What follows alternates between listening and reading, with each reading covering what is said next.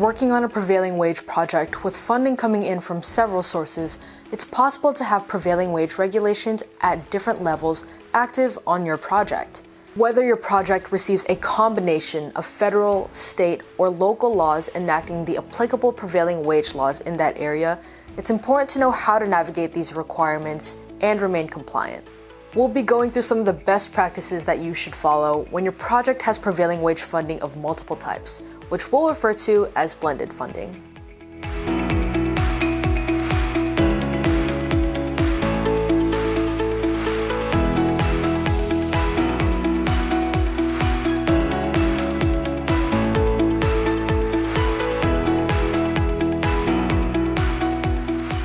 With prevailing wage, a few key types to focus on when figuring out the differences between prevailing wage types are 1. The general coverage of work, 2. Determining prevailing wage rates, 3. Making prevailing wage payments, 4. Contractor responsibilities, and 5. Apprenticeship requirements. Prevailing wage is expansive, and there are additional provisions that may exist in project types that aren't mentioned, but these are some of the most prominent differences that cause high impact in compliance. With these 5 key points in mind, we'll use a project with California and federal prevailing wage requirements as an example. First, the general coverage of work. Federal and state prevailing wage laws may define covered work differently. For example, under federal law, the Davis-Bacon Act covers construction, alteration, or repair of public buildings. In contrast, California's prevailing wage law may extend to coverage to additional types of work, such as certain maintenance activities. Be sure to review both sets of regulations to ensure that all aspects of the project are accounted for. Second is determining prevailing wage rates. Each jurisdiction has its own method for calculating these rates, often based on local surveys or union collective bargaining agreements. In California, for instance, wage rates are determined by the Department of Industrial Relations, while federal rates are published by the U.S. Department of Labor. The methods of collecting rates are similar, but the source to turn to see the rates for each prevailing wage type are different. When it comes to making prevailing wage payments, ensuring that you've covered all the required amounts per the wage determinations is key. You must ensure that all workers are paid at least the prevailing wage rate for the type of work they perform, including any required benefits. This can sometimes be complicated in a blended funding scenario, as different sources may have varying requirements for overtime, pay, bonuses, and benefits. Both California and federal regulations have a base hourly rate and fringe benefits amount within their wage determinations. In California, the base hourly rate must be made in cash and can't be covered by benefits. Federally, cash amounts can be covered by benefits. Ultimately, the contractor should pay the higher of the two rates to avoid underpayment penalties.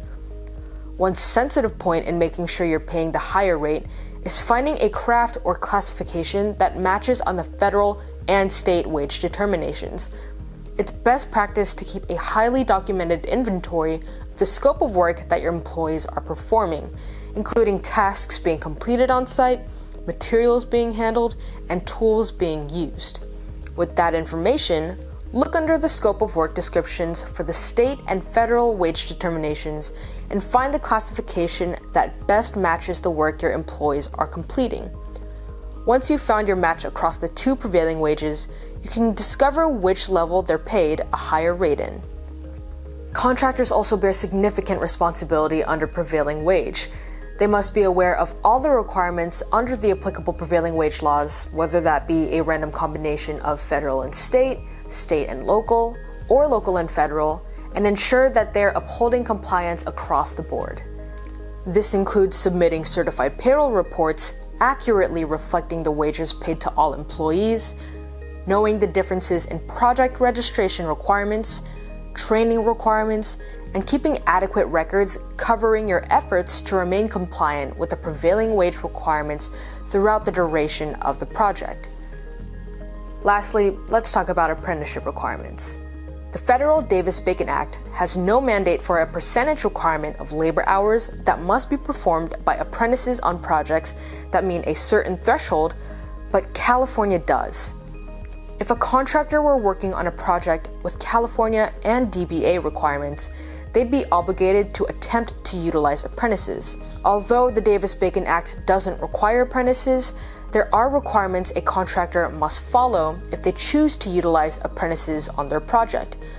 On both federal and state levels, an apprentice must be registered in a registered apprenticeship program approved by a governing body to be considered an actual apprentice, and a contractor must have the records to back this. Taking a full look at the apprenticeship requirements on a federal and state level is important to educate yourself and your team on, as it also factors into the prevailing wage payment your employees may be owed. Ultimately, the keynote for blended projects is to just follow the stricter rule between the two prevailing wage types. Please note that that isn't just one prevailing wage regulation versus another, but that means breaking it down to the specific factors within prevailing wage rules. If one prevailing wage type has a stricter apprentice rule than the other, then you would go with the stricter factors of the other prevailing wage type.